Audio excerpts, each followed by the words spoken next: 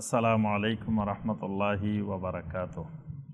আলহামদুলিল্লাহি রাব্বিল আলামিন ওয়াসসালাতু ওয়াসসালামু আলা সাইয়্যিদিল মুরসালিন ওয়া আলা আলিহি ওয়া সাহবিহি ওয়া মান তাবিআহুম বিইহসানিন ইলা ইয়াউমিদ্দিন, আম্মা বা'দ। সম্মানিত ভাই ও বোনেরা, আমাদের ধারাবাহিক সিরাতে রাহমাতাল লিল আলামিন এর আগে আমাদের ২০ পর্ব সমাপ্ত হয়েছে। আজকে আমাদের সিরাতে রাহমাতাল লিল আলামিনের ২১ এবং ২২তম পর্বের আলোচনা হবে ইনশাআল্লাহ। গত পর্বে আমরা সর্বশেষ যে পর্যন্ত গিয়েছি, সেটা কোন পর্যন্ত গিয়েছিলাম মনে আছে? আগে আপনাদের পড়া নিয়ে নিই, তারপরে নতুন পড়া শুরু।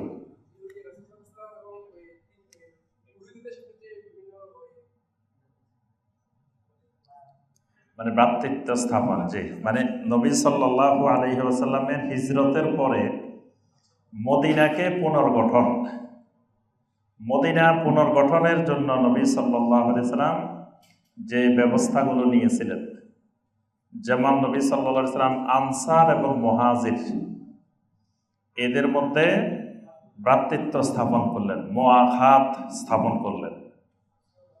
এরপরে সুক্কানে মদিনা, যারা মদিনার অধিবাসী, মদিনার অধিবাসীদের মধ্যে ইহুদিরা, তারপরে আপনার মুশরিকেরা, আউস খাজরাজ, সবাইকে নিয়ে মদিনা মুনাওয়ারাকে রক্ষা, মদিনা মুনাওয়ারার শান্তি শৃঙ্খলা স্থাপন, এই বিষয় কেন্দ্রিক নবী সাল্লাল্লাহু আলাইহি ওয়াসাল্লাম যে পদক্ষেপগুলো নিয়েছিলেন আমরা গত সিরাতে এই পর্যন্ত আলোচনা করেছি।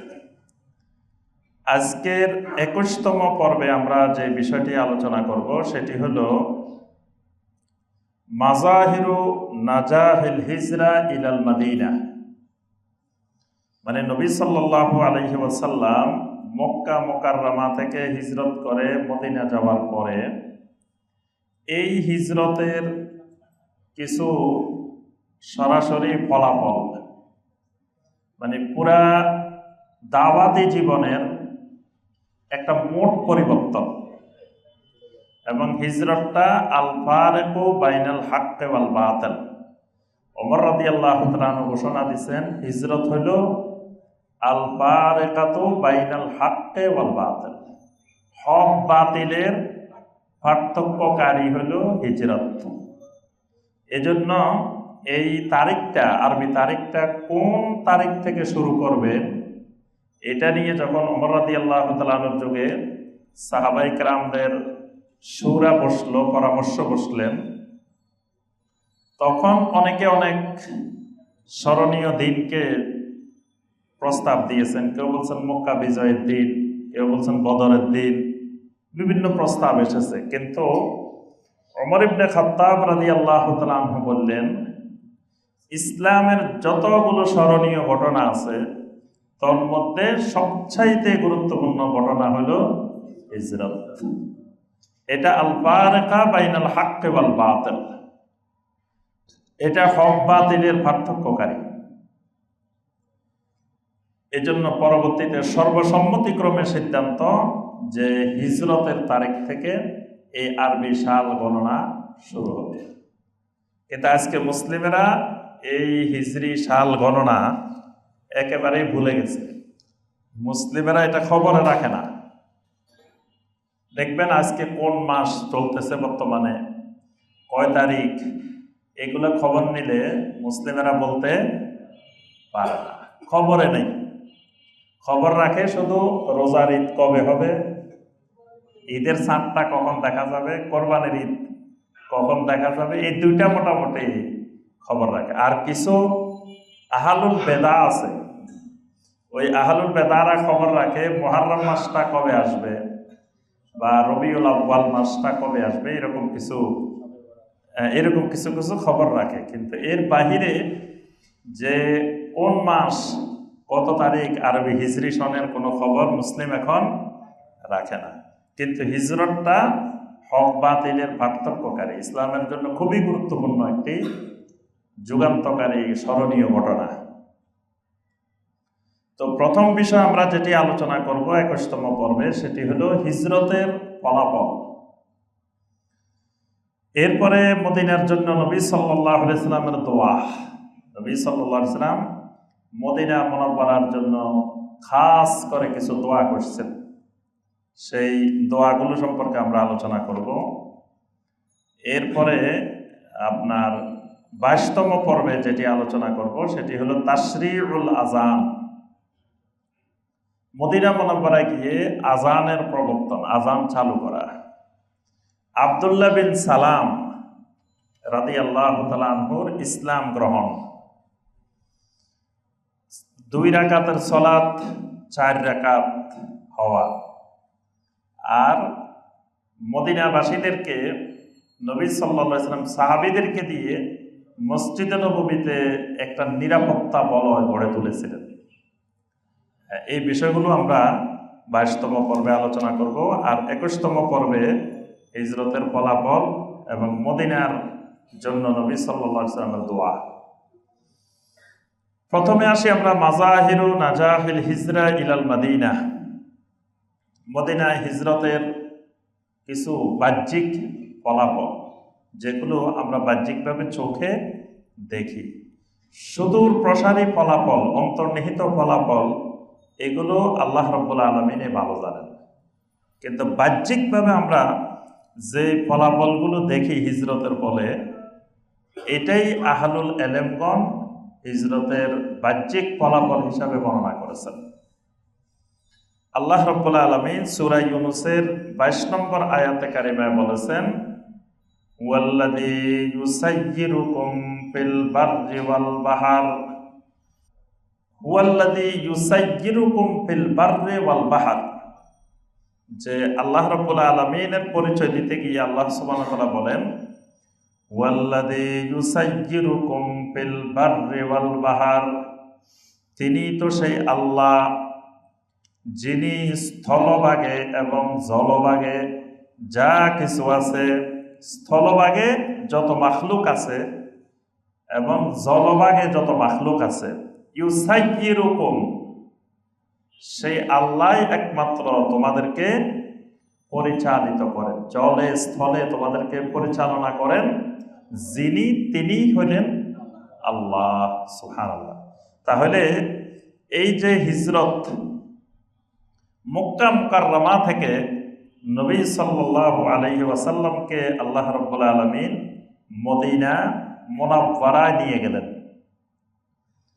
এই নেওয়ার মধ্যে আল্লাহ রাব্বুল আলামিনের অনেক হিকমত নিহিত আছে। নয়তো মক্কাতেই থাকতে পারতেন, কিন্তু আল্লাহ রাব্বুল আলামিন তার জন্য আরেকটা জায়গা, নবী সাল্লাল্লাহু আলাইহি ওয়াসাল্লামের জন্য আরেকটা জনপদ বাছাই করলেন, যেই জনপদটার নাম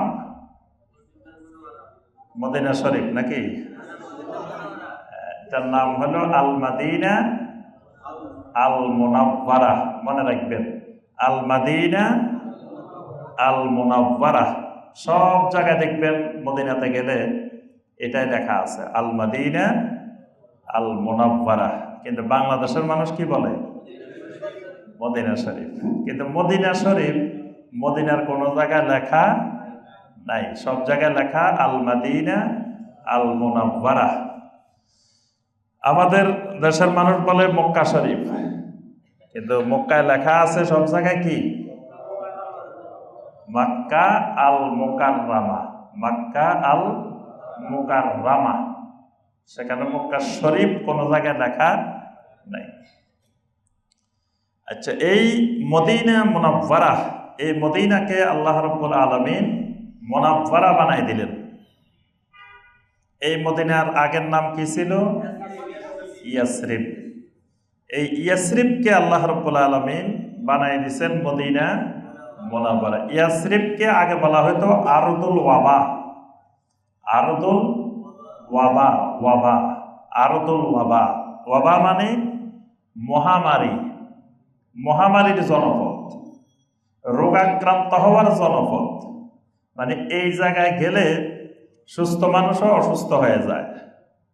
আমাদের বিশেষ করে আমরা যারা এই স্থলভাগে এদিকে সমতল এলাকায় থাকি, এসব এলাকার মানুষ যখন পাহাড়ি এলাকায় যায়, তো পাহাড়ি এলাকায় গেলে বিশেষ করে মানুষ রোগাক্রান্ত হয়ে যায় প্রথমে, কারণ পাহাড়ি এলাকায় থাকার অভ্যাস গড়ে তুলতে হয়। পাহাড়ি এলাকায় গেলে ম্যালেরিয়া শুরু হয়ে যায়, বিভিন্ন ধরনের সমস্যা, রোগ ব্যাধি শুরু হয়ে যায়। তো এই জন্য অনেকে পাহাড়ি এলাকায় থাকতে চায় না, যেতে চায় না। ওই যুগে আরবের লোকেরা ইয়াসরিবে যেতে চাইতো না। এখানে গেলে স্বাভাবিক সুস্থ মানুষটাও অসুস্থ হয়ে যেত। এই জন্য সবাই বলতো যে ইয়াসরিব হলো আরদুল ওয়াবা, এটা একটা অসুস্থতার জনপদ, রোগের জনপদ, এখানে গেলে সুস্থ থাকবে না। কিন্তু আল্লাহ রাব্বুল আলামিন সে আরদুল ওয়াবাকে বানায় দিলেন মদিনা মুনাওয়ারা বানায় দিলেন। সুবহানাল্লাহ। আচ্ছা, এই হিজরতের মাধ্যমে, মদিনায় হিজরতের মাধ্যমে যে ফলাফলগুলো দেখা দেয়, আমরা কয়েকটা গুরুত্বপূর্ণ ফলাফল আলোচনা করব। প্রথম ফলাফল যেটি, খাসিরাত কুরাইশ বাদাল হিজরা কুল্লা মাওয়াজিনিল কুওয়া। সর্বপ্রথম যে রেজাল্টটা, সেটা হলো কুরাইশেরা হিজরতের পরে সব ধরনের শক্তি তাদের দুর্বল হয়ে গেছে। নবী সাল্লাল্লাহু আলাইহি সাল্লামের হিজরতের পরে কুরাইশদের যত রকমের শক্তি ছিল, সমস্ত শক্তি দুর্বল হয়ে গেছে। এটা হলো হিজরতের 1 নম্বর ফলাফল। তাদের ব্যবসা বাণিজ্যের মাধ্যম ছিল মদিনা হয়ে, তারা শাম দেশে, বিভিন্ন দেশে যে ব্যবসা বাণিজ্য পরিচালনা করত, এটা ইয়াসরিবের পাশ দিয়ে তাদেরকে আসা যাওয়া করতে হতো। তাদের বাণিজ্যিক রোড, আন্তর্জাতিক বাণিজ্যিক রোডটা ছিল ইয়াসরিবের উপর দিয়ে, মদিনার উপর দিয়ে। তাদের অর্থনীতির যে চাবিকাঠি, সে অর্থনীতির একটা গুরুত্বপূর্ণ জায়গা ইয়াসরিব। আল্লাহ রাব্বুল আলামিন ওই জায়গাটার মধ্যে নবী সাল্লাল্লাহু আলাইহি সাল্লামকে নিয়ে প্রতিষ্ঠিত করে দিলেন। অর্থাৎ কুরাইশদের অর্থনীতির চাবিকাঠিটা এখন নবী সাল্লাল্লাহু আলাইহি সাল্লামের হাতে চলে গেছে। সুবহানাল্লাহ। নবী সাল্লাল্লাহু আলাইহি সাল্লাম এখন চাইলে তাদের ব্যবসা বাণিজ্য বন্ধ করে দিতে পারেন। যদি ইয়াসরিবের রাস্তা বন্ধ করে দেয়, তাহলে তারা মাত্র কয়দিন আগে, হিজরতের 3 বছর আগে আল্লাহ রাসূল সাল্লাল্লাহু আলাইহি সাল্লামকে এবং তাকে যারা সমর্থন করতেন কুরাইশদের, তাদেরকে নিয়ে সে শিয়াবে আবি তালেবের মধ্যে 3 বছর পর্যন্ত তারা কি চরম নির্যাতনটা করছে। কিন্তু আল্লাহ রাব্বুল আলামিন এই 3 বছর পরে এটার মোড়টা একবারে পরিবর্তন করে দিলেন।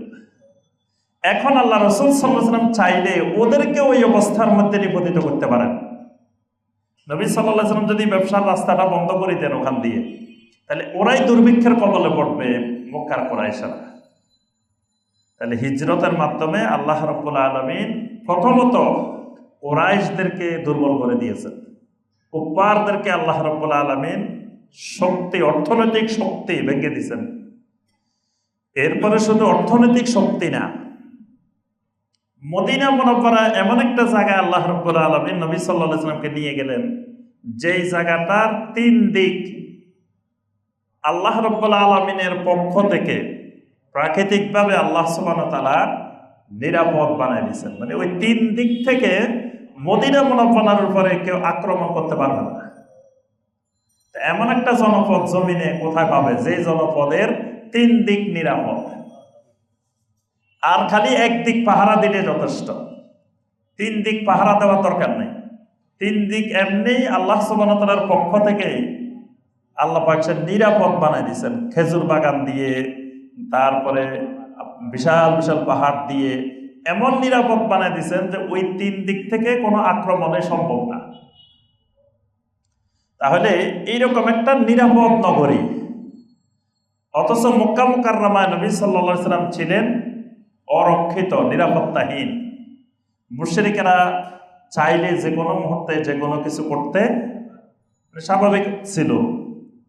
কিন্তু আল্লাহ রাব্বুল আলামিন নবী সাল্লাল্লাহু আলাইহি ওয়াসাল্লামকে তাবলীগের দায়িত্ব দিয়ে আল্লাহ পাক বলছেন, ইয়া আইয়ুহার রাসূল বাল্লিগ মা উনসিলা ইলাইকা মির রাব্বিক ওয়া ইল্লাম তাফআল ফামা বাল্লাগতা রিসালাতাহু ওয়াল্লাহু ইয়াসিমুকা মিনান নাস, ওয়াল্লাহু ইয়াসিমুকা মিনান নাস। এটা একটা গুরুত্বপূর্ণ নিশ্চয়তা। ওয়াল্লাহু ইয়াসিমুকা মিনান নাস। আল্লাহ পাক প্রথম নির্দেশ দিয়েছেন, ইয়া আইয়ুহার রাসূল, হে আমার রাসূল, বাল্লিগ মা উনজিলা ইলাইকা মির রাব্বিক, আপনার উপরে আপনার রবের পক্ষ থেকে যা কিছু নাজিল করা হয় এই সব কিছুকে আপনি বাল্লিগ, বাল্লিগ মানে তাবলিগ করেন। তাবলিগ করেন মানে জি পৌঁছাই দিবেন। কি পৌঁছাইবেন সেটা আল্লাহ পাক বলে দিছে। কিচ্ছা কাহিনী পৌঁছাইতে বলে নাই, মুরব্বীর কথা পৌঁছাইতে বলে নাই, বুজুর্গের কথা পৌঁছাইতে বলে নাই। কি পৌঁছাইতে কইছে? মা উনজিলা ইলাইকা মির রাব্বিক, আপনার রবের পক্ষ থেকে যা নাজিল করা হয়। কি নাজিল করা হয়? ওহী নাজিল করা হয়। নাজিল করা হয় কি? ওহী। ওহীর কয়টা ধারা? ওহীর দুইটা ধারা। ওহীর দুইটা ধারা, একটা ওহিয়ে মাতলু আর একটা ওহিয়ে গায়রে মাতলু। ওহিয়ে মাতলু হলো কোরআনে কারীম, আর ওহিয়ে গায়রে মাতলু হলো নবী সাল্লাল্লাহু আলাইহি সাল্লামের সুন্নাহ হাদিস। তাহলে এই দুইটা মিলে ওহী, কোরআনে কারীম এবং হাদিস, সহিহ হাদিস সমূহ, এই দুইটা মিলে কি ওহী। এই দুটাই পৌঁছাইতে হবে। যেমন কোরআনে কারীম পৌঁছাইতে হবে, তেমন নবী সাল্লাল্লাহু আলাইহি সাল্লামের সহিহ হাদিসও পৌঁছাইতে হবে। কিন্তু সহিহ হাদিস বাদ দিয়ে যদি দঈফ হাদিস পৌঁছাইতে থাকেন, জাল হাদিস পৌঁছাইতে থাকেন, তাহলে কি হবে? যে আরো বড় সর্বনাশ হবে। সেটা হলো শিরক এবং বেদাতের রাস্তা খুলে যাবে। আপনার তাবলীগের মাধ্যমে শিরকের রাস্তা, বেদাতের রাস্তা, আপনার মুফতাতিহু বাবে দলালা। আব্দুল্লাহ ইবনে মাসউদ রাদিয়াল্লাহু তাআলার কথা, যে মুফতাতিহু বাবে দলালা মানে গোমরাহির রাস্তা, গোমরাহির গেট, গোমরাহির দরজা খুলে যাবে। আর এই দরজা খুলতে পারলে কাদ্দাল্লা দলালাম বাঈদা, এত দূরে চলে যাবেন যেখান থেকে আর ফিরে আসা সম্ভব হবে না। একজন এখন সরকার বাড়ি মসজিদে রওনা দিছে যে সিরাতের প্রোগ্রাম শুনবে। তা এখন আসবে হলো বসুন্ধরা, বসুন্ধরা নামে তারপরে এদিকে আসবে না। এখন উনি আরেক বসুন্ধরা চলে গেছে, আরো বসুন্ধরা সিটি আছে না, সিটি চলে গেছে। এখন খুঁজে পাচ্ছে না সরকার বাড়ি মসজিদ। আপনার কাছে ফোন দিছে যে ভাই কই সিটি, বসুন্ধরা সিটির আশেপাশে তো কোথাও সরকার বাড়ি মসজিদ খুঁজে পাচ্ছি না। এখন আপনি বলে দেন আপনি ওখান দিয়ে আসি, এইভাবে এইভাবে এইভাবে আসেন। তো আসতে আসতে আমাদের সিরাত শেষ। কি আসতে আসতে ওখান থেকে এখন রওনা দিয়ে আমাদের সিরাতের প্রোগ্রাম কি হয়ে যাবে? শেষ হয়ে যাবে। সে কাদ্দাল্লা দলালাম বাঈদা, এত দূরে চলে গেছে, এখান থেকে আর হেদায়েতের কাছে আসা তার পক্ষে সম্ভব না। আসতে আসতে তার জীবন শেষ হয়ে যাবে, এ আর হেদায়েত পাবে না। এই জন্য বাবু মুফতাতিহু বাবে দলালা, কেউ যদি সহিহ হাদিসের তাবলিগ বাদ দিয়ে যদি জাল হাদিসের, দঈফ হাদিসের তাবলিগ করে, তা কাদ্দাল্লা দলালাম বাঈদা, মুফতাতিহু বাবে দলালা। কারণ দঈফ হাদিস আর জাল হাদিস শিরক এবং বেদাতের মার্কাজ, ঘাঁটি, সোর্স। যত শিরকের উৎপত্তি হয়, বেদাতের উৎপত্তি হয়, জাল হাদিসের মাধ্যমে হয়, দঈফ হাদিসের মাধ্যমে হয়। এই জন্য এগুলোর তাবলিগ করা যাবে না, প্রচার করা যাবে না। প্রচার করতে হবে কোরআনে কারীমের এবং সহিহ হাদিসের। এই দুটাই হলো মা উনজিলা ইলাইকা মির রাব্বিক ওয়া ইল্লাম তাফআল ফামা বাল্লাগতা রিসালাতাহু। যদি আপনি এই তাবলিগ না করেন, ওয়া ইল্লাম তাফআল, যদি আপনি এই তাবলিগ করেন না, এই তাবলিগ না করে আপনি স্বপ্নের তাবলিগ শুরু করে দিয়েছেন, আপনি ফিলোসফির তাবলিগ শুরু করে দিয়েছেন, সায়েন্সের তাবলিগ শুরু করে দিয়েছেন, আপনি কাশফের তাবলিগ শুরু করে দিয়েছেন, আপনি এলমে লাদুন্নির তাবলিগ শুরু করছেন, আপনি রুহানিয়া তাসাররুফাতে রুহানিয়া এটার তাবলিগ শুরু করে দিয়েছেন, তাহলে ফামা বাল্লাগতা রিসালাতাহু, আপনি আপনার রিসালাতের দায়িত্ব পালন করেন নাই। আপনি রিসালাতের তাবলিগ করেন নাই, ওটা আপনার নিজস্ব তাবলিগ, ওইটা আপনার নিজের মন গড়া তাবলিগ। কাকে বলতেছে আল্লাহ পাক? আল্লাহ রাসূল সাল্লাল্লাহু আলাইহি সাল্লামকে আল্লাহ পাক বলে দিয়েছেন, ওয়া ইল্লাম তাফআল ফামা বাল্লাগতা রিসালাতাহু, যদি আপনি ওই কোরআন আর সহিহ হাদিসের তাবলিগ না করেন, তা আপনি আপনার রিসালাতের তাবলিগে করেন নাই। এই জন্য নবী সাল্লাল্লাহু আলাইহি সাল্লাম সাহাবায়ে কেরামদের থেকে ওয়াদা নিছেন, জিজ্ঞাসা করছেন, হাল বাল্লাগতু রিসালাতাহু, আমি কি তোমাদের কাছে আল্লাহর সেই রিসালাতের দায়িত্ব যথাযথ পৌঁছাইছি? সাহাবায়ে কেরাম কি বলছেন? বালা ইয়া রাসূলুল্লাহ, হে আল্লাহ রাসূল সাল্লাল্লাহু আলাইহি সাল্লাম, আপনি সম্পূর্ণরূপে পুরাপুরি ওই রিসালাতের দায়িত্ব আমাদের কাছে পৌঁছায় দিয়েছেন। বাল্লাগতার রিসালা ওয়া আদাইতাল আমানা ওয়া নাসাহতাল উম্মাহ। সাহাবায়ে কেরাম বলছেন, আপনি বাল্লাগতার রিসালা, আপনি রিসালাত কি করছেন? পৌঁছাই দিয়েছেন। আদাইতাল আমানা, আল্লাহর পক্ষ থেকে দেওয়া আমানত আপনি কি করছেন? পুরাপুরি আপনি আদায় করছেন। ওয়া নাসাহতাল উম্মাহ, আপনি উম্মতের জন্য, উম্মতের কল্যাণকামী হয়ে আপনি জীবন কাটাইছেন। সুবহানাল্লাহ। আল্লাহ রাসূল সাল্লাল্লাহু আলাইহি ওয়াসাল্লাম বললেন, আল্লাহুম্মা শাহাদ, আয় আল্লাহ আপনি সাক্ষী থাকেন। সালাসান, তিনবার বলছেন আল্লাহুম্মা শাহাদ, আল্লাহুম্মা শাহাদ, আল্লাহুম্মা শাহাদ। কারণ আল্লাহ পাক ওখানে এই আয়াতে বলছেন, ওয়া ইল্লাম তাফআল ফামা বাল্লাগতা রিসালাতাহু। এরপরে যে গুরুত্বপূর্ণ কথাটা, ওয়াল্লাহু ইয়াসিমুকা মিনান নাস, আপনার ওই তাবলীগের কাজ করতে গেলে, রিসালাতের দায়িত্ব পালন করতে গেলে দুনিয়ার মানুষ আপনার শত্রুতা করবে, আপনাকে ক্ষতি করবে, আপনার হত্যা করার চেষ্টা করবে, কিন্তু ওয়াল্লাহু ইয়াসিমুকা মিনান নাস, আমি আল্লাহ যিনি আপনাকে দায়িত্ব দিলাম, ওই আল্লাহ আপনাকে মানুষের সকল প্রকার চক্রান্ত থেকে রক্ষা করব।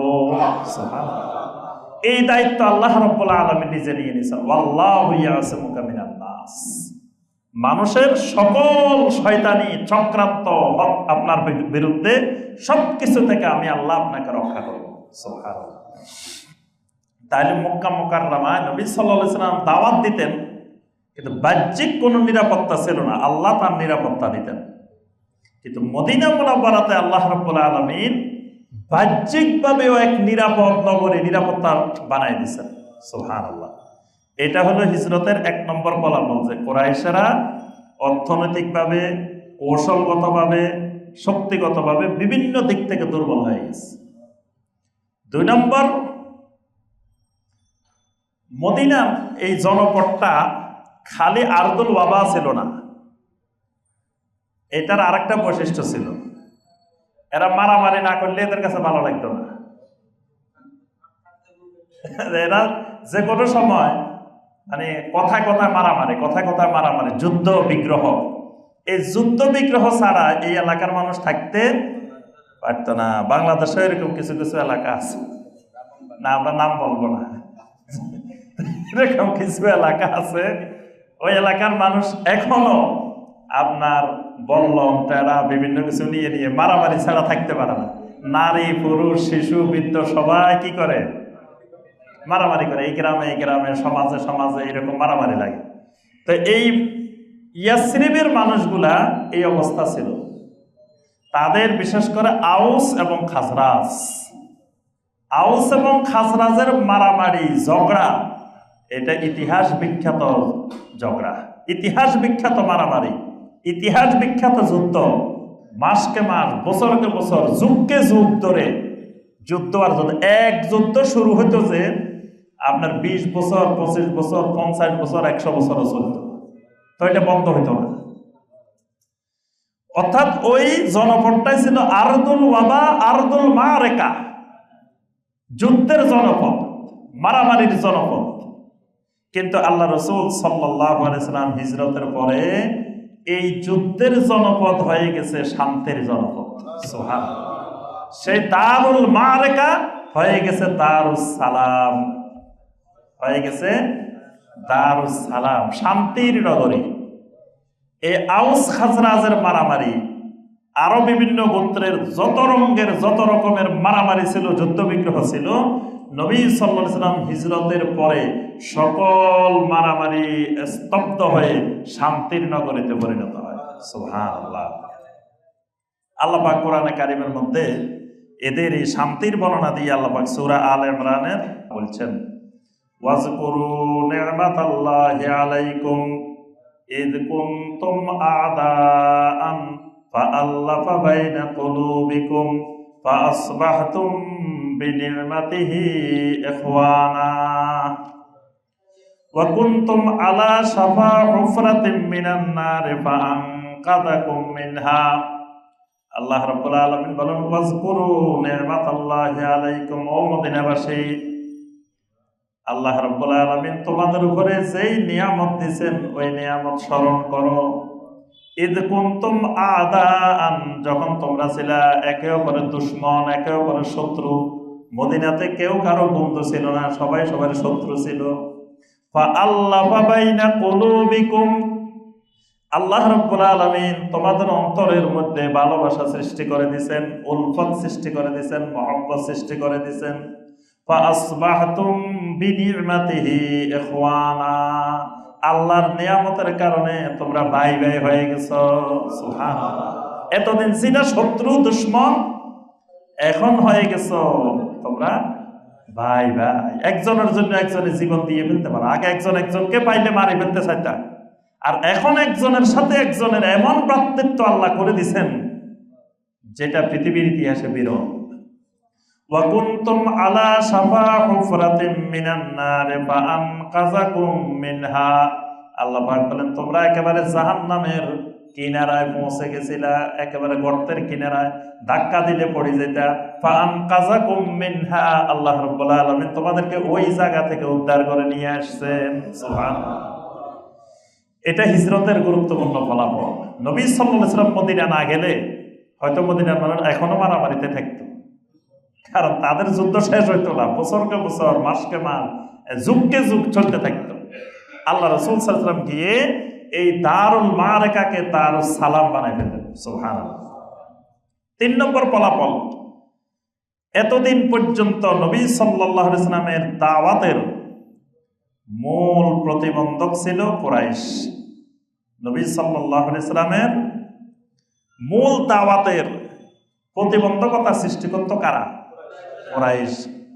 হিজরতের পরে কুরাইশেরা নবী সাল্লাল্লাহু আলাইহি ওয়াসাল্লামের দাওয়াত বন্ধ করার, দাওয়াতের প্রতিবন্ধকতা সৃষ্টির আর কোনো রাস্তা নাই।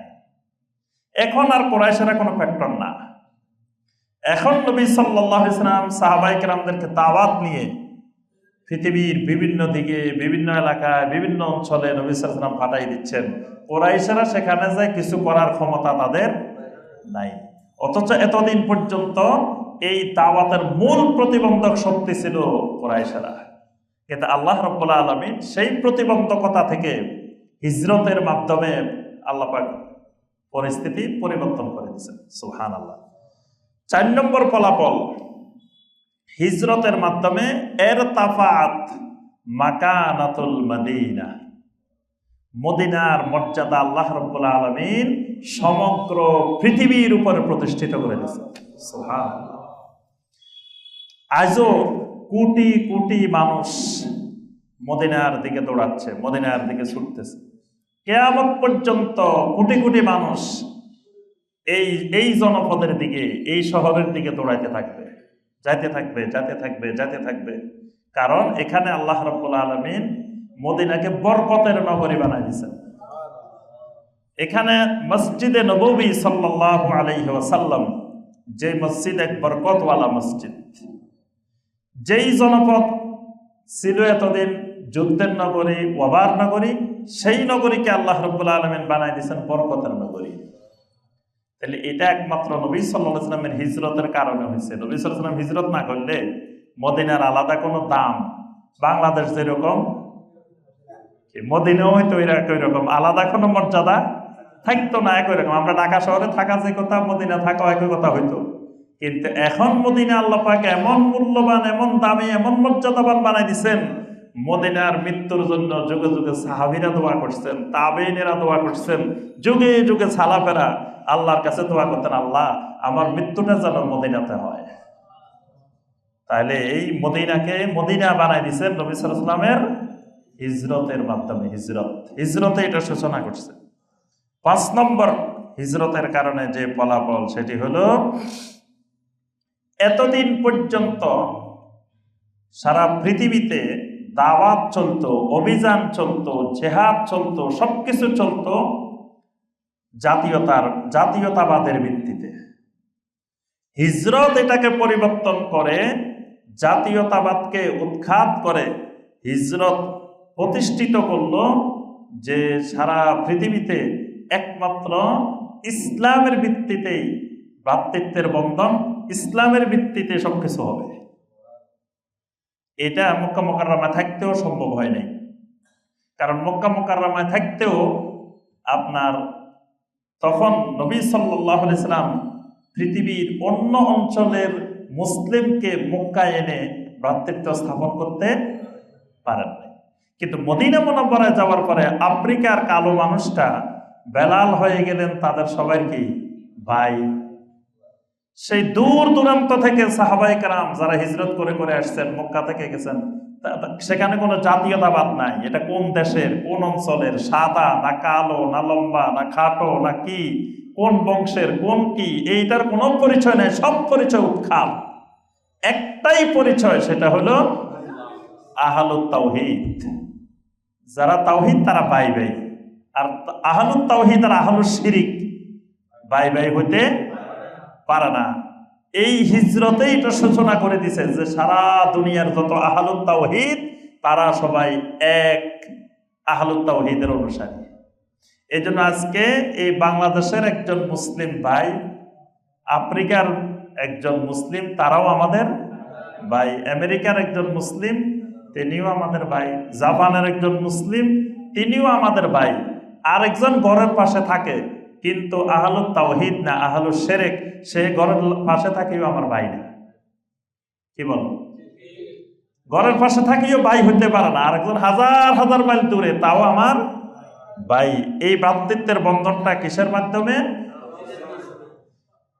বিত্তাওহীদ। এই তাওহীদের ভিত্তিতে জাতীয়তাবাদ, মানে সারা দুনিয়ার আহলুত তাওহীদ এক, আর আহলুশ শিরিক, আহলুল কুফর তারা এক। এই বিভক্তিটা, মানে এই আহলুত তাওহীদের সারা পৃথিবীতে ভ্রাতৃত্বের স্থাপন, এটা হিজরতের মাধ্যমে সূচনা হয়েছে। এই জন্য আল্লাহ পাক বলছেন ফাআসবাহতুম বিনি'মাতিহি ইখওয়ানা, ফাআসবাহতুম বিনি'মাতিহি ইখওয়ানা, তোমাদেরকে আল্লাহ পাক ভাই ভাই বানাই দিয়েছেন। সূরা আল হুজুরাতের 10 নম্বর আয়াতে আল্লাহ পাক বলছেন ইন্নামাল মুমিনুনা ইখওয়া, মুমিনেরা সবাই কি একজন আরেকজনের ভাই। মুশরিক ভাই না। একই মায়ের পেটের থেকে হইলেও মুশরিক। নূহ আলাইহিস সালামের ছেলেটা যখন ডুবে যাইতেছে, নূহ আলাইহিস সালাম দেখতেছেন, নৌকার মধ্য থেকে, নৌযান থেকে দেখতেছেন তার ছেলেটা ডুবে যাচ্ছে। আল্লাহ সুবহানাহু ওয়া তাআলার কাছে বলতেছে, আল্লাহ হুয়া মিন আহলি, আল্লাহ এ তো আমার আহাল, যে ডুবে যাইতেছে এটা আমার। আপনি একটু আগে আমাকে বলছেন যে তোমার এই নৌকার মধ্যে তোমার আহালকে তোলো, আর তোমার সাথে যারা ঈমান আনছে, ওয়ামান আমানা মাআকা, তোমার সাথে যারা ঈমান আনছে তাদেরকে তোলো। এটা আমার আহালটা ডুবে যাইতেছে। আল্লাহ পাক বললেন, নূহ ইন্নাহু লাইসা মিন আহলিক, এটা তোমার আহাল না। তাহলে নিজের ছেলে বাবাকে আল্লাহ বলতেছেন কি এটা তোমার আহাল নয়। কেন আহাল হইল না? শিরকের কারণে। কুফরির কারণে নিজের ছেলেও আহাল না। আর ঈমানের কারণে আমরা সবাই ইব্রাহিম আলাইহিস সালামের আহাল। আমরা আলে ইব্রাহিম, আমরা আলে মুহাম্মদ সাল্লাল্লাহু আলাইহি ওয়াসাল্লাম। দরুদের মধ্যে আমরা যে আলে মুহাম্মদ, আলে ইব্রাহিম বলি, এরা আমরা। কিসের কারণে? ঈমানের কারণে। আর একজন বাপের ঘরে নূহ আলাইহিস সালামের ঘরে জন্ম নিয়েও লাইসা মিন আহলিক, আহালের অন্তর্ভুক্ত হইতে পারে নাই। ধরেন আপনার শরীরের এমন একটা অঙ্গ, এমন একটা জায়গা এমন নষ্ট হয়ে গেছে, পচে গেছে, ডাক্তার বলতেছে এটা কেটে ফেলতে হবে। আপনি বলেন যে না, খবরদার, এটা আমার শরীরের অঙ্গ, কাটা যাবে না। ডাক্তার কয় না, এটা আপনার অঙ্গ না। এই অঙ্গ যত থাকবো তত বাকিগুলাকে প্রভাবিত করবো, বাকিগুলাকে নষ্ট করে ফেলবে, এটা কাটেই ফেলা লাগবে। এই কারণে আল্লাহ পাক বলছেন এটা তোমার ছেলে হইলেও এটা তোমার আহাল না, ইন্নাহু লাইসা মিন আহলিক। এজন্য এই হিজরত, এই তাওহীদ ভিত্তিক জাতীয়তাবাদ, এটা হিজরতের মাধ্যমে কি হয়েছে? প্রতিষ্ঠিত হয়েছে। এটা হিজরতের বড় ফলাফল। 7 নম্বর ফলাফল, হিজরতের পরে মদিনা হয়ে গেছে মাদিনাতুস সিফাত, লা মাদিনাতুল হিজারা। এতদিন ছিল মদিনা মাদিনাতুল হিজারা। মাদিনাতুল হিজারা মানে পাথরের মদিনা। কিসের মদিনা? পাথরের মদিনা। এখন হয়েছে পাথরের মদিনা না, এখন হয়েছে সোনার মদিনা, এখন হয়েছে মুনাব্বারা নূরের মদিনা, আলোকিত মদিনা। কিন্তু এতদিন ছিল মদিনাতুল হিজারা, পাথরের মদিনা। এটা হিজরতের বড় ফলাফল, যে মদিনার ফজিলত, মদিনার বাহ্যিক অবস্থা সব কিছুর পরিবর্তন। 8 নম্বর যে পরিবর্তন, সেটি হলো হিজরত যে জিনিসটি সৃষ্টি করেছে সেটি হলো হুররিয়াতুল হারাকা ওয়া দাওয়া ফি কুল্লি মাকান। যে সারা পৃথিবীতে সমগ্র জনপদে হারাকাতের স্বাধীনতা, মানে ইসলামী আন্দোলনের, ইসলামী দাওয়াতের স্বাধীনতা। যে পৃথিবীর যেখানে মনে চায় সেখানে দাওয়াত নিয়ে যাওয়া যাচ্ছে, বিচরণ করা যাচ্ছে, এটা হিজরতের সুফল। 9 নম্বর যে ফলাফলটি, সেটি হলো এই হিজরত নববীটা হলো মুকাদ্দামাতুন লিইনহাই উসুরিল ওয়াতানিয়্যাহ, মানে পৌত্তলিকতার, মূর্তি পূজার যুগের সমাপ্তি হিজরতের মাধ্যমে। হিজরতের মাধ্যমে জমিনে এবং বিশেষ করে আরব জনপদে পৌত্তলিকতার, মূর্তি পূজার যুগের খতম, তাওহীদের যুগের সূচনা। এটা হিজরতের মাধ্যমে সূচনা হয়েছে। 10 নম্বর, হিজরতের মাধ্যমে কানাত ইলানান বিবিদায়াতি কিয়ামিদ দাওলা আল ইসলামিয়্যাহ। হিজরতের মাধ্যমে একটা ইসলামী রাষ্ট্র, ইসলামী দাওলা, একটা খেলাফত ভিত্তিক রাষ্ট্র ব্যবস্থা প্রতিষ্ঠার রাস্তা খুলে দিছে হিজরত। হিজরতের ফলে এমন এক জনপদ আল্লাহ পাক দান করলেন, যেই জনপদে তাওহীদ কায়েম হয়েছে। এই হিজরত না হলে মক্কা মুকাররমা তাওহীদ কায়েম করা অনেক কঠিন ছিল, কিন্তু আল্লাহ পাক সহজেই এমন একটা জনপদ দিচ্ছেন, যেই জনপদে কোনো যুদ্ধ লাগে নাই, জিহাদ লাগে নাই, কোনো কিছু লাগে নাই, অটোমেটিক এখানে সহজে কি হয়ে গেছে? দিন কায়েম হয়ে গেছে, তাওহীদ কায়েম হয়ে গেছে। এই জন্য তাওহীদ কায়েম, দিন কায়েমের জন্য আপনার যুদ্ধ, বিগ্রহ, সংগ্রাম এগুলো করে দিন কায়েম হয় না।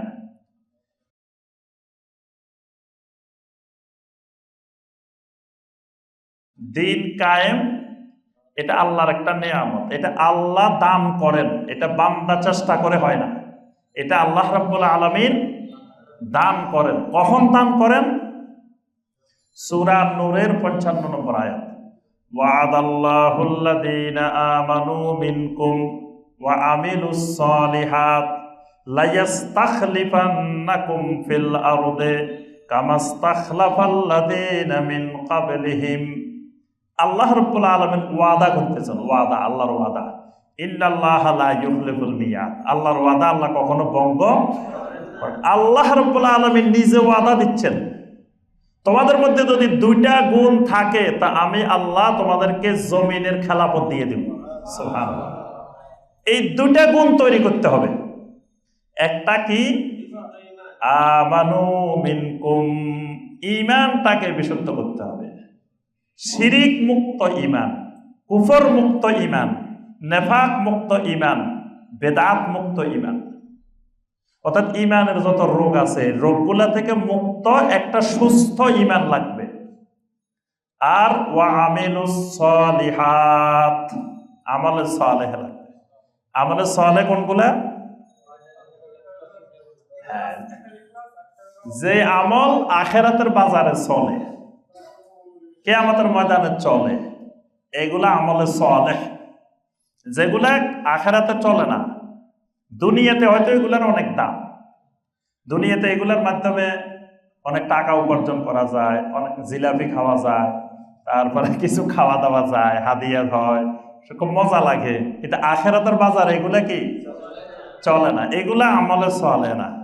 আমলে সালেহটা হইতে হবে, যেই আমলটা হবে ইখলাসওয়ালা, যে আমলটা শিরিক মুক্ত, রিয়া মুক্ত, যে আমলটা নবী সাল্লাল্লাহু আলাইহি ওয়াসাল্লামের সুন্নতের অনুকরণে, এই আমলটার নাম আমলে সালেহ।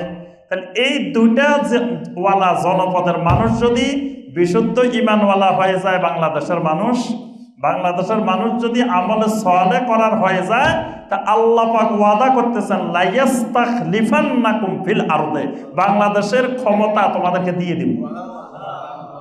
আল্লাহর ওয়াদা, আল্লাহকে ওয়াদা খেলাপ করেন। তাহলে বাংলাদেশের জনপদের, এই জনপদের মানুষ যদি বিশুদ্ধ ঈমানওয়ালা আর আমলে সালেহওয়ালা হয়ে যায়, তাহলে এই জনপদের ক্ষমতা আল্লাহ পাক ওই ঈমানদারদের হাতে, বিশুদ্ধ ঈমানওয়ালাদের হাতে দিয়ে দিবেন। ঈমানওয়ালারাই তখন এটাকে কোরআন সুন্নাহর আলোকে সাজাবে, তাওহীদের আলোকে সাজাবে। আল্লাহ পাক ওয়াদা করে দিয়েছেন। তাহলে বোঝা গেল, তাহলে আমরা যদি দিন কায়েম করতে চাই, আমাদের দিন কায়েম করতে হলে কাজ কি?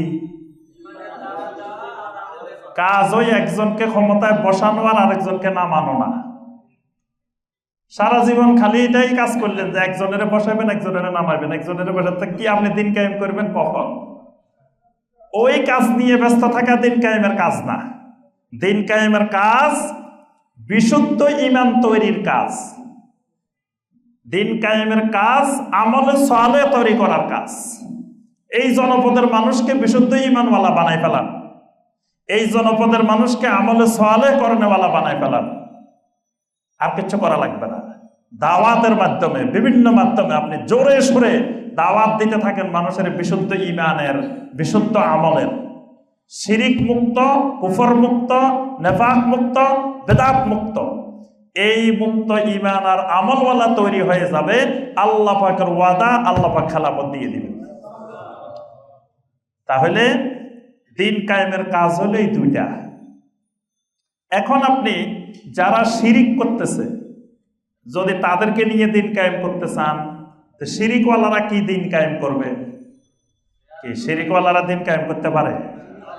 সে তো নিজেই এখনো দিন বুঝে নাই, দিনে আসে নাই। সে দিনে বুঝলে কি তার মধ্যে শিরিক থাকতো নাকি? তার আকীদার মধ্যে শিরিক থাকতো নাকি? তার আমলের মধ্যে শিরিক থাকতো নাকি? সে এখনো দিন থেকে অনেক দূরে। যে এখনো দিনেই ঢুকে নাই, তাকে নিয়ে কি দিন কায়েম করবেন? যেই লোকটা বেদাত চিনে না, সুন্নত চিনে না, বেদাতই নিয়ে আপনি দিন কায়েম করবেন, তো কোন দিন কায়েম করবেন? এই দিন হবে শিয়াদের দিন, এই দিন হবে খারেজিদের দিন, এই দিন হবে মুতাজিলাদের দিন, এই দিন হবে মুরজিয়াদের দিন। এই দিন আল্লাহ রাসূল সাল্লাল্লাহু আলাইহি ওয়াসাল্লাম যেই দিন নিয়ে আসছেন সেই দিন হবে না। তা আপনি সারা জীবন শ্রম দিলেন দিন কায়েমের জন্য, শেষে যায় দেখলেন যে দিন কায়েম হয়েছে, কিন্তু কোন দিন? ওই শিয়াওয়ালা দিন। কি শিয়াদের ইসলামী রাষ্ট্র হয়েছে না? জি হয়েছে না? এটাকে কি আমরা ইসলামী রাষ্ট্র বলবো? কখনো না। কিসের ইসলামী রাষ্ট্র হয়েছে? ইসলামে বুঝে নাই, দিনে বুঝে নাই, তারা নিজেরাই তো দিন থেকে অনেক দূরে। শিয়ারা দিন থেকে অনেক অনেক দূরে, দুনিয়ার কুফরি, দুনিয়ার শিরিক তাদের আকীদার মধ্যে, তো তারা কি ইসলামী রাষ্ট্র হয়েছে? এই জন্য এই সূক্ষ্ম জিনিসটা বুঝতে হবে। অনেকে মনে করে যে এটা তো ভালো জিনিস, ইসলামী রাষ্ট্র হবে, আল্লাহর দিন হবে, দিন কায়েম হবে, তো এটা তো ভালো জিনিস। ওই দিন এক জায়গায় আমাকে দাওয়াত দিছে মাহফিলের, দাওয়াত দেওয়ার পরে এলাকার লোকেরা বলতেছে যে উনাকে দাওয়াত দিচ্ছেন কেন, উনি তো তাফসির করে না। উনি কি করে না? তাফসির করে না। এখন ওই ভাইয়েরা বলতেছে যে উনি যদি তাফসির না করে তো বাংলাদেশে তাফসির করে কে? কারণ ওনারই তাফসিরুল কোরআন.com-এ পুরা কোরআনে কারিমের তাফসির আছে আগাগোড়া, প্রথম থেকে শেষ পর্যন্ত। প্রথম দফার আছে, দ্বিতীয় দফার প্রায় শেষ পর্যায়ে। তো এরকম বাংলাদেশে আরেকজন দেখান যিনি এরকম পুরা কোরআনের তাফসির করছে। তো উনি যদি তাফসির না করে তাফসির করছে কি? কয় না, উনি তো কোথাও তাফসির মাহফিলে সরকারের বিরুদ্ধে কোনো কথা বলে না। এটা কি তাফসির হলো নাকি? তাফসির মানে জনগণের মধ্যে একটা উত্তেজনা সৃষ্টি করতে হবে, জনগণকে সরকার বিরোধী কথা বলতে হবে, জনগণকে নিয়ে স্লোগান দিতে হবে, এইটাই তাফসির। এটাই মানুষ বুঝছে তাফসির মাহফিল। এখন ওই যে এগুলো না করলে কয় উনি তো তাফসিরে করে না, উনি মাহফিলে করে না, তাফসির মাহফিল করে না। জি, তো আমরা যে কথাটা বলতেছিলাম যে আল্লাহ রাসূল সাল্লাল্লাহু আলাইহি ওয়াসাল্লাম হিজরতের পরে, মদিনা যাওয়ার পরে যে জিনিসটি প্রতিষ্ঠিত হয়েছে হিজরতের মধ্যে, সেটা হলো আদ-দাওলা আল-ইসলামিয়া, অর্থাৎ আল্লাহর পক্ষ থেকে আল্লাহর যে ওয়াদা, যখন সেই জনপদে ঈমানওয়ালা মানুষগুলা, বিশুদ্ধ ঈমানওয়ালা মানুষগুলা যখন ওই জনপদে গেছে, আমলে সালেহওয়ালা মানুষগুলা যখন ওই জনপদে গেছে, আল্লাহর নেয়ামতটা আল্লাহ দিয়ে দিয়েছেন। সুবহানাল্লাহ। 11 নম্বর যে রেজাল্ট, সেটা হলো কামাতিদ দাওলা আল ইসলামিয়া ফিল মদিনা বাদাল হিজরা, এবং সেখানে শরীয়তের যত হুকুম আহকাম আছে সমস্ত হুকুম আহকাম আল্লাহ রাব্বুল আলামিন মদিনাতে নাযিল করেছেন। শরীয়তের যত ফিকহুল ইসলামী মানে হালাল হারাম, শরীয়তের যত বিধিবিধান, শরীয়ী বিধিবিধান, এতদিন মক্কায় ছিল শুধু তাওহীদ তাওহীদ তাওহীদ, তাওহীদের শিরিক, তাওহীদের শিরিক। 13 বছর ধরে আল্লাহ রাব্বুল আলামিন খালি দুনিয়ার মানুষকে ওয়াজ করছেন তাওহীদের শিরিকের, তাওহীদের শিরিকের, তাওহীদের শিরিকের। শিরিক ছাড়ো তাওহীদ ধরো, শিরিক ছাড়ো তাওহীদ ধরো। এবার যখন তাওহীদওয়ালা মানুষগুলা এখানে একত্রিত হইলেন, আল্লাহ একটা নিরাপদ নগরী দিলেন। এবার আল্লাহ পাক শরীয়তের যত হুকুম আহকাম দরকার সব আল্লাহ পাক এই জনপদে দিলেন। সুবহানাল্লাহ। তাহলে এই জনপদটা শরীয়তের জনপদ। এই জনপদটাকে নবী সাল্লাল্লাহু আলাইহি ওয়াসাল্লাম এর জন্য নাম দিয়েছেন দারুল ঈমান, ঈমানের নগরী। এটা শরীয়তের জনপদ। এখানে শরীয়তের হুকুম আহকাম সব নাজিল হয়েছে এবং বাস্তবায়ন করে দেখানো হয়েছে। রাত্রে শরীয়তের বিধান নাজিল হয়েছে, সকাল পর্যন্ত এই জনপদের সাহাবীরা অপেক্ষা করে নাই যে সকালে আমল করবো, রাত্রে একবার ঘুমাই। রাত্রে নাজিল হয়েছে, রাত্রে ঘুমানোর আগে আমল করি, তারপরে ঘুমাইছে।